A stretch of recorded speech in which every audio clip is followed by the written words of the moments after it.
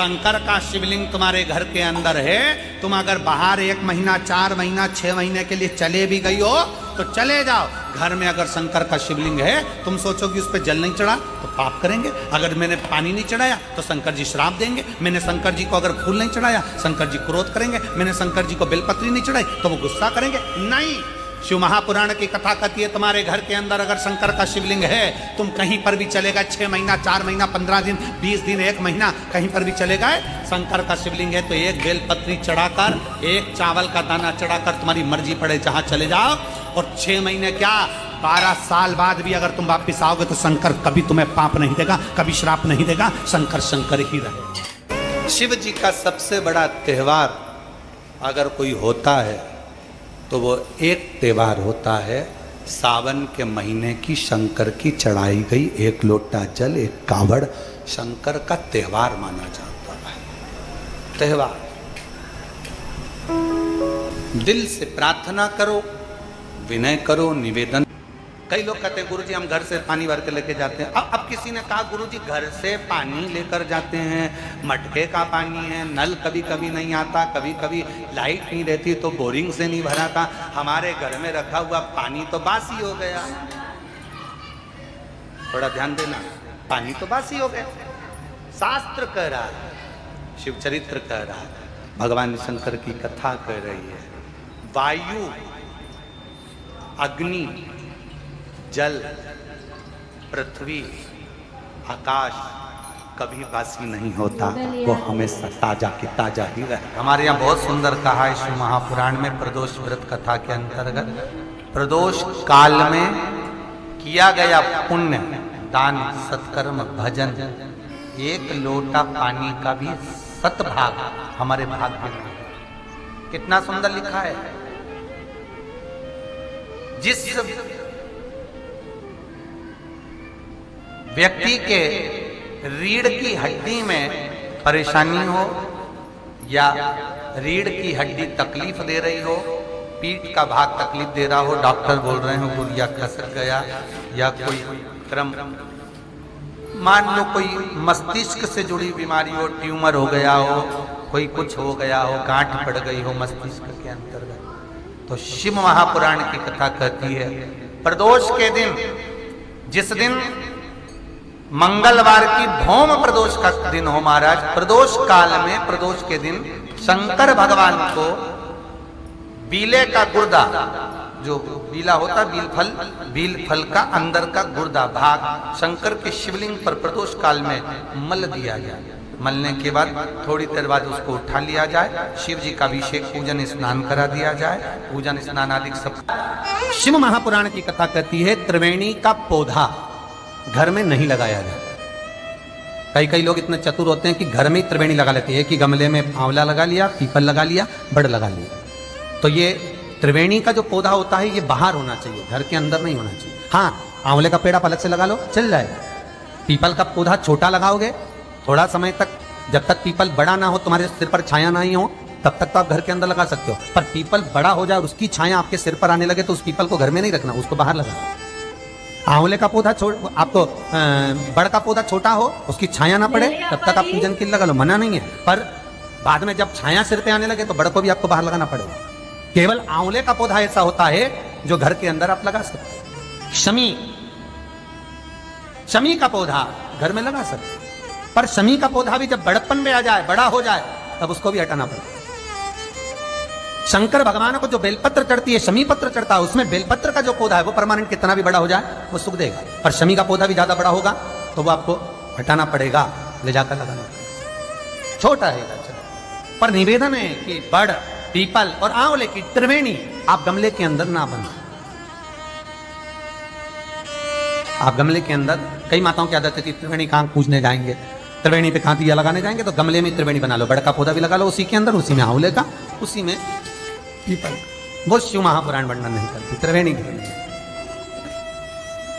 त्रिवेणी बाहर, त्रिवेणी का पौधा बाहर हो, घर के अंदर। क्यों? शिव महापुराण की कथा में स्पष्ट कहा गया जहां त्रिवेणी का पौधा गमले के अंदर होता है, वहां उस स्थान पर महाराज कहीं ना कहीं क्लेश का भाव होता है। उस घर में शांति नहीं होती। क्यों? तो उसका भी व्याख्यान गरुड़ पुराण में कहा गया। क्या वर्णन किया गरुड़ पुराण में? कि जब जीव आत्मा को लेकर आया जाता है, सारे सुख दुख सब भोगने के बाद में कुछ समय के लिए उसको पितृलोक में जब लाया जाता है, तब पितृलोक में आने का जो प्रवेश द्वार है, उस द्वार में जब वो जीवात्मा सारे दुख भोग कर, तकलीफ भोग कर वो जीवात्मा जब प्रवेश करती है, तो उसको लगता है कि यहां पर फिर मुझे कहीं तकलीफ का अनुभव होगा, तो वो अंदर प्रवेश नहीं करती है। त्रिवेणी का जो पौधा होता है, उसी पौधे के नीचे वो जीवात्मा कुछ देर विश्राम कर लेती है। इसलिए शिव महापुराण कहती है, त्रिवेणी बाहर पूजी जा, त्रिवेणी बाहर लगा। पर त्रिवेणी का पौधा घर के अंदर गमले में रहेगा। जीवात्माओं को जैसे दुख का भान होता है तो विश्रांति लेते हैं, तो आहूत पितर वासुक, जो प्रेत योनि में भटकने वाले भी जीव होते हैं, वो त्रिवेणी के नीचे कुछ समय के लिए विश्राम लेते हैं। विश्राम महाराज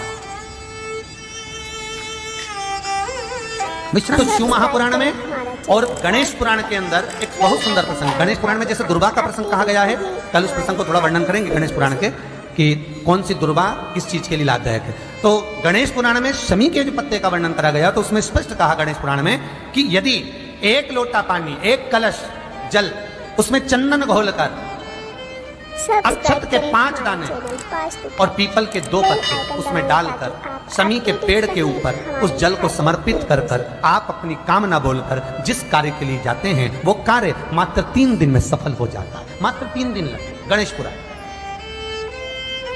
शमी पत्र का, शमी का जो पौधा आपको कहा था, बेलपत्री माता पार्वती के नैना शुरू से प्रकट हुई, रुद्राक्ष का पौधा शंकर भगवान के नैना शुरू से प्रकट हुआ, और शमी का जो पौधा है वो उमा और महेश, माता पार्वती का जो एक अवतार हुआ था उमा अवतार। तो माता पार्वती जो 52 अवतार माता पार्वती के हुए हैं, उसमें एक अवतार माता पार्वती का उमा अवतार है। तो उमा अवतार जब माता पार्वती का हुआ था, तो उसके साथ में शंकर भगवान को महेश्वर अवतार लेना पड़ा था।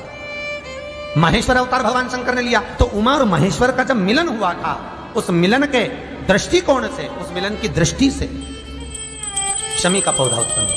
शंकर भगवान की जो जलाधारी है, बस उस जलाधारी का मुख उत्तर का होना चाहिए। घर में भी अगर शंकर भगवान का शिवलिंग रखते हैं अपन, तो शंकर जी की जो जलाधारी का मुख होता है वो उत्तर का होना चाहिए।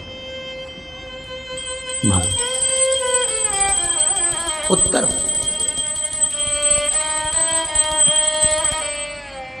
भगवान को जब भी बेलपत्र आप शिवलिंग पर समर्पित करते हैं, तो ये डंडी का मुख आप जहां बैठकर कर रहे हो, आप उधर बैठे हो, इधर बैठे हो, इधर बैठे हो, जहां तुम भगवान शंकर के सामने बैठे हो, इस डंडी का मुख, तुम जिस जगह पर बैठकर बेलपत्र समर्पित कर रहे हो, तुम जिस जगह बैठकर बेलपत्र चढ़ा रहे हो, तुम जिस जगह बैठकर बेलपत्र को भगवान शिव को समर्पित कर रहे हो, इस डंडी का मुख आपके ठीक विपरीतता के भाव में होना चाहिए। भगवान शंकर को जहां बैठकर चढ़ाओ, डंडी का मुख विपरीतता का। महाराज, जब शमी पत्र भगवान शंकर को समर्पित करो, तो शमी पत्र की डंडी का भाग आपकी ओर होना चाहिए।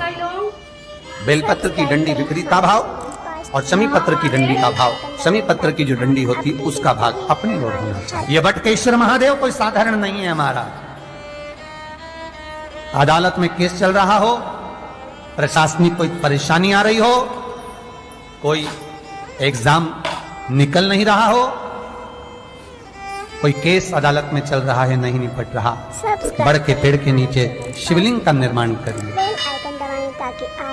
और शिवलिंग का निर्माण कर कर, पूजन कर कर, घी का घृत का दिया लगाकर दही चढ़ाइए। उस दही को वापिस हाथ से चम्मच में निकाल लीजिए। उस दही को रख लो, शिव जी की पूजन अर्चना कर कर भगवान भोलेनाथ के शिवलिंग का विसर्जन कर दिया। दही जो चम्मच में निकाला है उसको एक रुमाल में लगा लीजिए, चाहे स्वस्तिक बना लो, चाहे छापा लगा लो, बिंदी लगा लो। उस रुमाल को जिस एग्जाम में बैठ रहे हो उसमें जेब में रखकर ले जाइए।